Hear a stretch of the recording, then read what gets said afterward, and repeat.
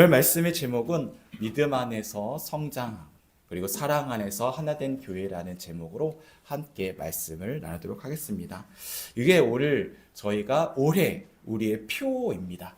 우리가 믿음 안에서 성장을 함께하고 또 사랑 안에서 우리가 하나 되는 교회, 그 가운데서 우리가 하나님의 쓰시기에 참 좋은 교회, 사명을 감당하는 교회가 되자라는 마음으로 오늘 이 표의 말씀을 가지고 함께 말씀을 나누고자 합니다.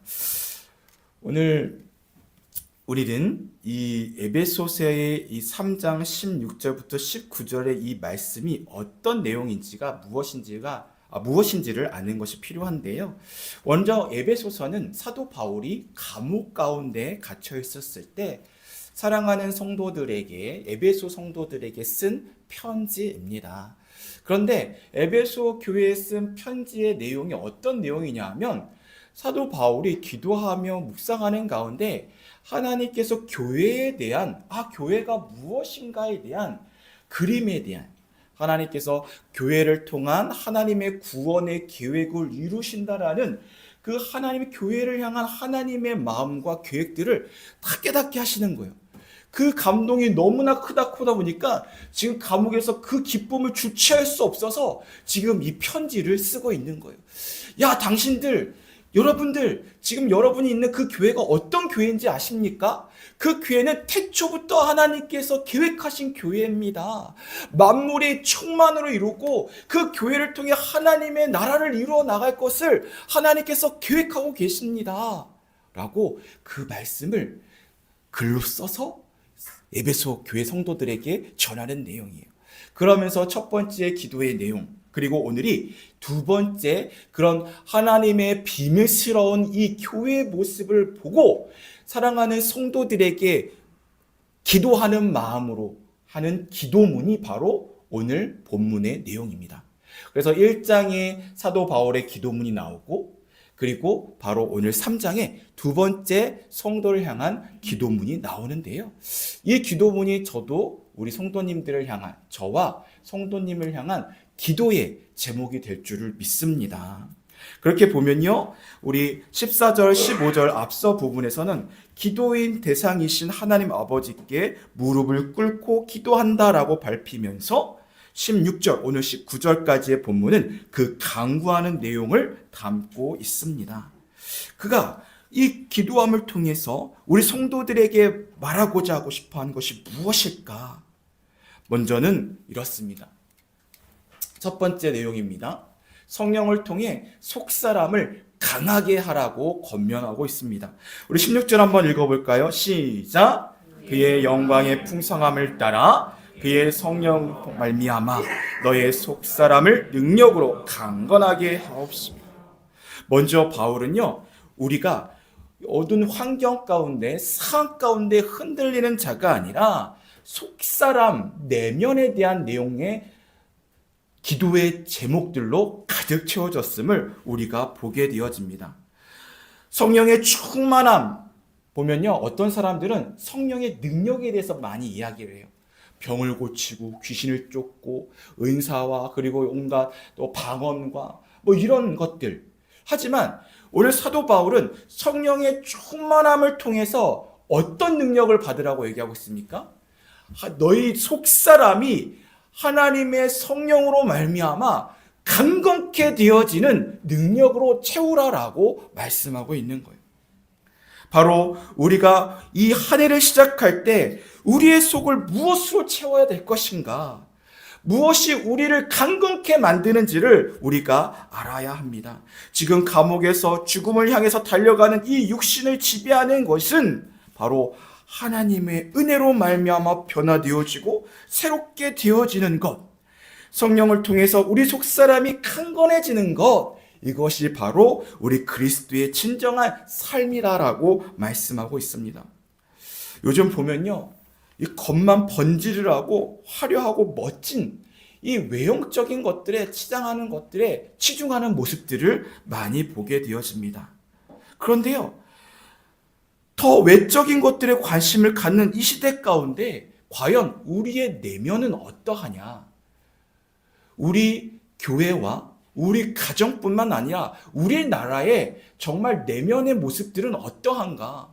경제적으로 10위권에 가까이, 그리고 국방적으로, 그리고 세상적으로 벌었을 때 전혀 아쉬울 것 없는 이 나라가 지금 이런 혼란 가운데 임하는 것이 무엇이 문제입니까? 결국 내면의 문제라는 거예요.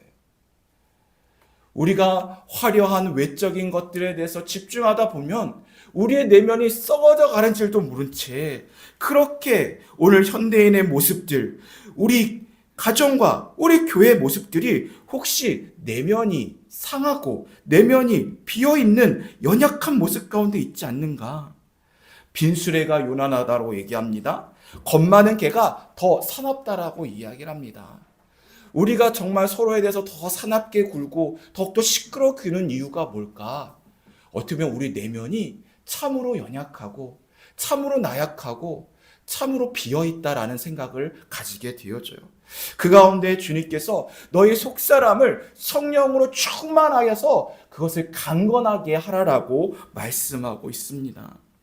우리가 어떻게 속사람을 강건하게 할 수 있습니까? 수많은 세상의 유혹과 고난과 핍박 속에서 우리가 힘을 발휘할 수 있는 비결은 바로 성령의 충만함이라는 것이죠. 성령의 능력으로 우리의 속사람이 강건해질 때 우리는 어떤 유혹과 핍박, 환난, 어려움도 우리는 당당하게 이겨나가게 되어진다는 것이죠. 누가 그랬어요? 예수님의 제자들이 그러하지 않았습니까? 그들은 예수님이 십자가 달리시는 그 자리에 다 도망갔던 자들이에요. 하지만 그들 가운데 성령이 임했을 때 그들은 어떻습니까? 그 십자가를 위해서 스스로 순교의 각오를 가지고 주의 복음을 전하기 시작했다는 것이죠. 전혀 이제 더 이상 세상을 두려워하지 않는 전혀 새로운 삶을 살았음을 우리가 잘 알 수 있습니다. 오늘 살아가는 우리도 마찬가지입니다. 우리에게 필요한 것은 우리를 힘들게 하고 두려움에 빠지게 하는 이 상황의 변화에 주목하는 것이 아니라 그럼에도 불구하고 우리 안에 성령의 충만함으로 성령의 능력으로 말미암아 우리가 흔들리지 아니하는 그 가운데서 강건해지는 그러한 일들이 우리 가운데 충만히 임해야 될 줄을 믿습니다. 그렇다면 성령의 능력으로 속사람이 강건해진다라는 것, 이것은 또한 무엇을 의미할 수 있을까요? 바로 믿음으로 예수님을 마음에 머물게 하는 것을 통해서 가능하다 할 수 있습니다.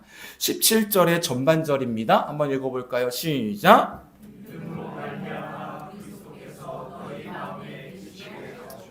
그렇습니다. 우리 속사람이 성령으로 강건해지는 것과 그리스도께서 우리 마음에 계시는 것은 사실 동일한 의미를 갖고 있다라고도 할 수 있는 것이죠. 실제로 그리스도께서 우리 마음에 내주하시는 것은 바로 성령에 의한 것이고요. 그분이 우리 가운데 내주하실 때 우리에게 주시는 것이 바로 속사람의 강건함입니다. 바울은 때문에 그리스도께서 마음에 계시게 해달라는 강구를 하고 있습니다. 이미 주님께서 우리하고 함께 하시는데 왜 저런 기도를 계속 하고 계실까? 이미 에베소 성도들은 예수님을 믿었던 자들이에요. 그를 예수님에 따라 살려고 그 삶을 살아가는 사람들이었습니다. 그럼에도 불구하고 너의 마음에 믿음으로 예수님의 머물게 하라라고 권면하는 이유는 무엇일까? 이것을 여기 보면 머물게 하다라는 것은 뭘 의미하냐? 저거는 헬라어로 카토이케오라고 합니다. 이것을 뜻은 뭐냐면 거주하다라는 의미를 가지고 있어요. 곧 무슨 얘기냐면 잠깐 머물었다가 다시 나가는 어떤 나그네의 하룻밤 장소가 아니라 주님께서 우리의 심령 가운데 하나님의 성전을 이루시고 그 가운데 주님께서 내주하셔서 주님께서 영원히 그곳에서 거주하며 살 수 있도록 하라고 말씀하고 있는 거예요. 결국 이것은 무엇을 의미하냐면 너희들 성도들 보니까 너희들 어느 때 보면은 예수님이 함께 하시는 것 같아. 그런데 어떨 때 보면은 예수님 없이 사는 것 같아. 왜 그렇게 살아? 그러지 마라. 하나님 주신 충만함이 그렇지 않아. 성령의 충만함이 그렇지 않다라고 말씀하고 있는 거예요. 때문에 우리는 어떻습니까? 우리의 심령 가운데 주님께서 늘 항상 함께 한다라는 것, 그렇게 하기 위해서 우리의 마음을 항상 주님의 자리로 내어드리고 주님 중심으로 모실 수 있는 그러한 마음의 태도와 주님의 초청하는 모습들을 항상 가져야 된다는 것입니다. 다시 말해 믿음으로 그리스도의 마음에 영접한 사람은 그리스도께서 손님이나 나그네로 계시는 것이 아니라 우리의 주인이 되어 주셔서 우리의 삶을 다스리시고 통치하여 주시고 그분께서 우리의 삶을 책임져 주시는 그런 삶을 살아가라고 말씀하고 있습니다. 여러분 인생은 여러분 누가 책임지고 있습니까? 내 인생은 내가 주인이야. 내가 만들어갈 거야. 결국 그러면요 한계에 부딪혀요. 상황과 환경 가운데 결국 무너지게 되어 있어요. 그런 일들을 계속 경험하고 있지 않습니까? 이제는 그런 일들을 반복되는 습관들을 내려놓고 오직 예수 그리스도를 나의 주님으로 삼아서 그분의 인도하심 안에서 우리가 매일 삶 속에 상황과 환경과 상관없이 날마다 승리하는 삶을 살 수 있다라고 말씀하고 있는 것이죠. 여러분들 내 마음에 그리스도의 집이라는 혹시 책을 아십니까? 제가 선교 단체라든지 또 어떤 기초적인 어떤 신앙인들에게 추천 도서 중에 하나가 바로 저 내 마음 그리스도의 집이라는 책입니다. 되게 작은 책이에요. 짧고 그래서 소책자로 나와 있기 때문에 사서 보셔도 되게 좋을 것 같습니다. 로버트 멍어라는 목사님께서 저 글을 작은 그림과 함께 책을 쓰셨는데 내용은 간단합니다. 주님께서 내 마음의 집에 들어오셔서 내 마음의 주인이 되시려고 하는데 그래서 내 마음의 집에 초청을 했어요. 그런데 내 집에 보면은 거실도 있고 주방도 있고 서재도 있고 침실도 있고 있는데 어떠냐? 주님 와보니까 엉망인 거예요. 예를 들어서 서재 가보니까 거기에 성경과 신앙서적과 교양서적이 있는 것이 아니라 서인 잡지, 음란물 뭐 이런 것들로 가득 차 있는 거예요. 그 가운데서 또 주방에 가보니까 배고파서 예수님을 이제 초청해서 음식을 준비하려고 했다고 대접하려고 보니까 냉장고를 열어보니 뭐가 있는 거예요. 돈과 학위, 명성, 세상의 음식으로 가득 차 있는 거예요. 정작 영적인 굶주림을 채울 수 있는 참된 영의 양식이 주방에 없는 거예요. 그럼 내 심령 안에 있는 구석구석 방을 들려보면서 보니까 내 마음속에 하나님이 머물 수 있는 장소가 형편이 없다라는 것들에 대해서 내 마음 그리스도의 집이란 내용이 그 내용으로 채워져 있습니다. 여러분의 마음의 집은 무엇으로 가득 차 있습니까? 여러분께서는 마음에 거주할 수 있는 하나님께서 주님께서 거주할 수 있도록 여러분 안에 있는 쓰레기들, 세상의 것들을 다 치우고 정리하고 있습니까? 우리가 누군가를 초대할 때 하룻밤 아니면 1시간이라도 머물도록 초대할 때 우리가 집안에 있는 것을 싹 치우고 정리할 망정 그런 것처럼 하나님께서 주님께서 우리의 마음속에 영원히 거하신다라고 하신다라고 한다면 우리가 정리하고 우리가 치워야 될 것들이 얼마나 많겠습니까? 주님께서 우리 마음에 거하시고 함께 하신다는 것을 믿는다라고 한다면 우리는 우리가 세상의 것을 채우는 것이 아니라 그것들을 하나하나씩 정리해 나가야 된다는 것이죠. 그렇게 세상의 것을 정리하고 비우게 되어지면 어떻게 되어져요? 그 빈자리 가운데 성령이 충만해지고 주님의 통치하심 가운데 주님 내주하심 안에서 우리 속사람 영적인 강건함을 누릴 수 있게 되어지는 것입니다. 곧 속사람의 강건함은 무엇입니까? 외적인 요소, 성공이나 환경에 좌우되지 않고 무엇이에요? 바로 주님과의 깊은 관계, 그것을 통해서 우리의 내적인 강건함을 우리가 유지하고 누릴 수 있다라고 할 수 있는 것입니다. 때문에 우리는 어떻습니까? 우리 주님을 나의 집주인의 마음의 집주인으로 모시고 우리의 영적인 상태를 항상 점검해 봐야 된다는 것이죠. 온전히 주인께서 나의 주인이 되어주셔서 나의 삶을 이제는 나의 삶 속에 인생의 키를 붙잡거나 주님께서 그 요동치는 이 바다를 파고를 이기실 수 있도록 우리가 주님 앞에 우리의 키를 내어놓을 수 있어야 된다는 것입니다. 그렇게 주님께서 우리의 삶을 주관하실 때 우리는 어떤 상황과 환경에서도 흔들리지 않는 믿음의 사람이 속사람이 강한 사람이 되어줄 줄을 믿습니다. 그렇게 우리가 주님의 내 안에 충만히 계시고 내 안에 영원히 거주하시면 어떻게 되어집니까? 오늘 17절 후반절에 말씀하고 있습니다. 한번 읽어볼까요? 시작! 너희가 사랑 가운데서 뿌리가 박히고 터가 굳어져서 그 가운데 이제 사랑의 하나님의 주님의 사랑의 뿌리를 내려야 합니다. 그 사랑의 뿌리를 통해서 바로 신앙의 기초를 든든히 세울 수 있다라고 할 수 있는 것이죠. 믿음 안에서 성장하는 것만큼 중요한 것은요, 바로 주님 사랑 안에서 깊이 뿌리를 내리는 것입니다. 여러분, 모죽이라는 거 아십니까? 모죽이라는 대나무 종류 나무입니다. 한국, 중국, 일본에서 주로 자생하는 나무인데요. 이 나무는 심으면요, 5년 동안 전혀 자라지 않는데요. 물을 주고 정성을 다하고 해도 이 땅에서 뭐 조그만 게 올라오질 않아. 아이고, 죽었구나. 그러고 이제 쯤 됐었을 때 5년이 지나면 어떻게 됐냐면 이게 모순이 쭉 나와요.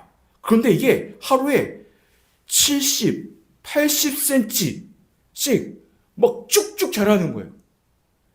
그래서 이게 일주일 되면은 저 키만큼, 그리고 조금만 지나면은 무려 30m까지 자라게 되어진다고 합니다.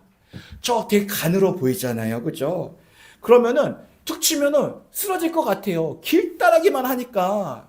뭐 두껍지도 않고. 그런데 결코 쓰러지지 않는다라고 해요.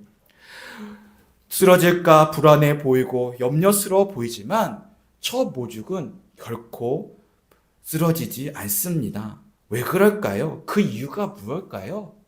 그가 저 모진 바람을, 모진 비바람을 버틸 수 있는 근본적인 원인이 무엇일까요?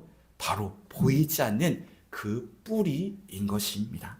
그 뿌리가 얼마나 깊이 박혀 있는지, 그 사방으로 뿌리가 깊이 박혀서 흙을 움켜쥐고 있기 때문에 5년 동안 보이지 않았던 그동안 뿌리를 더 깊이 내어서 그 뿌리를 기반으로 이제는 줄기를, 기둥을 세워나갈 때 전혀 흔들림이 없이, 쓰러짐 없이 강하게 그 가운데서 털을 잡게 되어진다라고 합니다. 우리의 신앙도 마찬가지인 거예요.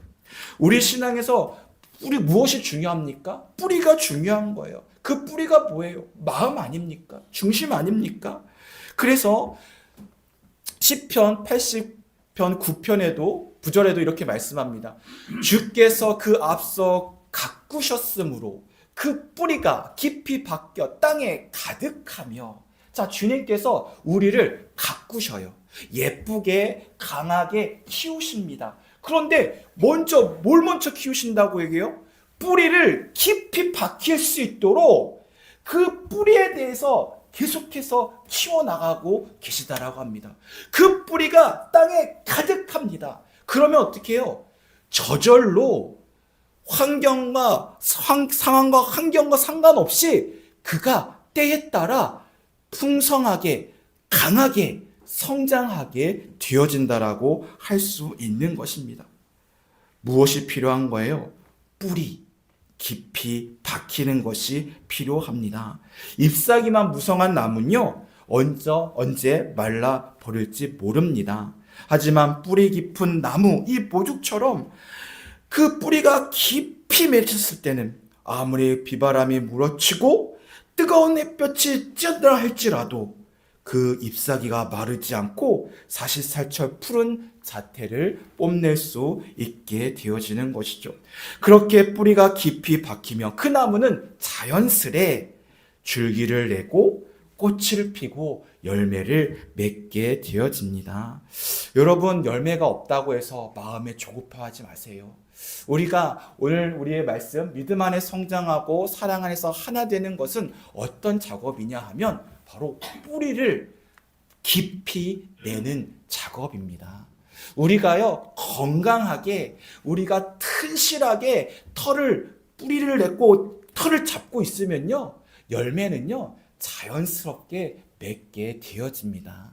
때문에 우리가 열매를 위해서 수고하고 애쓰고 낙심하고 이런 것을 반복하는 것이 아니라 무엇보다 우리의 내면의 신앙의 성장을 위해서 우리가 함께 이들을 위해서 기도하고 함께 나누고 함께 서로 교제하는 그런 시간들이 우리 가운데 풍성히 맺어져야 된다는 것이죠. 그렇게 시련과 폭음이 올지라도 사랑 안에 뿌리가 박히고 터가 굳어지면 결코 흔들림 없는 것처럼 바울은 어떻습니까? 지금 감옥에 갇혔지만 여러 환난을 당했지만 그 가운데서 그리스도의 사랑, 그 믿음의 중심을 굳건히 하여서 그 삶의 초석이 되었기 때문에 그는 그 가운데서 두려워하지 않고 담대하게 에베소 성도들에게 담대하라고 그 내면을 더욱더 뿌리 깊게 내리라고 말씀하고 권면하고 있는 것입니다. 자, 그러면 그 가운데서 어떻게 되어질까요? 우리가 그리스도의 사랑 안에서 그리스도의 사랑을 뿌리 깊이 내어지고 신앙을 세워나가는 가운데 우리가 무엇을 해야 될까요? 바로 우리 성도님과 더불어 그리스도의 사랑을 서로 알아가야 된다라고 할 수 있습니다. 우리 18절의 말씀 함께 읽습니다. 시작! 능히 모든 성도와 함께 지식이 넘치는 그리스도의 사랑을 알고, 우리가 지식에 넘치는 그리스도의 사랑을 더욱더 알아가기를 원합니다. 그리스도의 사랑을 우리가 온전히 알기 위해서는요, 당연히 그 사랑하는 자와 늘 가까이 해야 합니다. 그분과 깊은 사귐을 가져야 합니다. 그러려면요, 그분의 말씀을 읽고 예배하고 묵상하고 그분의 말씀하신 바에 삶을 실천할 수 있도록 해야 합니다. 그런데요, 이게 혼자 하는 게 한계가 있다라는 거예요. 이것을 머리로만 가지고는 알 수 없기 때문인 거예요. 오늘 이 알라라고 말씀하는 저 알라는 것은 그냥 지식으로 아는 것이 아니라 무엇입니까? 경험을 통해서 그것을 알아가는 거예요. 우리가 사랑하는 사람이 생겼어요. 그 사람에 대해서 정보를 내가 너무나 잘 알아요. 무슨 습관을 가지고 있고 무엇을 좋아하고 또 어떤 것들에서 반응하는지를 너무 잘 알아요. 그런데 문제는 뭐예요? 그 사람과 함께하는 시간을 한 번도 갖지 않는다라고 한다면 그 사람은 그 사람을 정말 잘 아는 겁니까? 아니에요. 잘 아는 게 아니에요. 그 사람에 대한 정보, 지식은 알지만 정작 그 사람인 누구인지는 알지 못하는 것입니다. 우리가 많은 것을 배우고 우리가 많은 것에 대해서 훈련을 받는다라고 할지라도 그것들을 함께 실천하고 그것들에서 우리가 함께 적용하지 않는다라고 한다면 그것은 우리 것이 아니다라고 할 수 있는 것이죠. 그래서 우리가 필요한 것이 무엇입니까? 바로 성도와 함께라는 것이 중요한 거예요. 그리스도의 사랑을 알기 위해서는요, 혼자는 절대 안 돼요. 한계가 있습니다. 바로 믿음의 공동체, 믿음의 형제요 자매인 우리가 함께 그리스도의 사랑을 알아가는 거예요. 그 사랑을 어떻게 알아가는 거예요? 어떻게 알아갑니까? 오늘 말씀을 듣고 그 말씀에 우리가 사랑하는 형제 자매들에게 그 사랑을 함께 나누는 거죠. 그리고 서로 그것들에서 도전하는 겁니다. 그렇게 하면서 서로 때론 부딪히기도 하고, 그 마음을 알아주지 못해서 속상하기도 하고, 그 안에서 때로는 원망스러울 때도 있지만, 낙심될 때도 있지만, 그렇게 실질적인 서로가 삶을 통해서, 사랑의 교제의 시간들을 통해서 서로가 정말 그리스도의 사랑이 얼마나 크고 기쁜지를 우리가 경험하게 되어진다는 것입니다. 단순히 지식적인 것이 아니라 체험과 경험이 필요하다는 것이죠. 실제로 때문에 우리는 그리스도의 사귐을 가져야 하고요.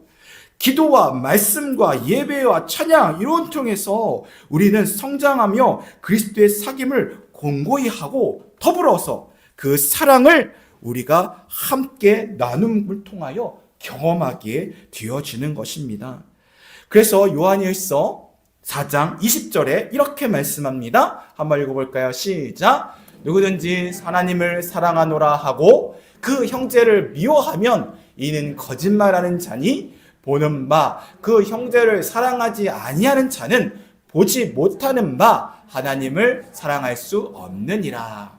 아멘. 뭐라고 얘기하고 있습니까? 하나님의 사랑을 안다.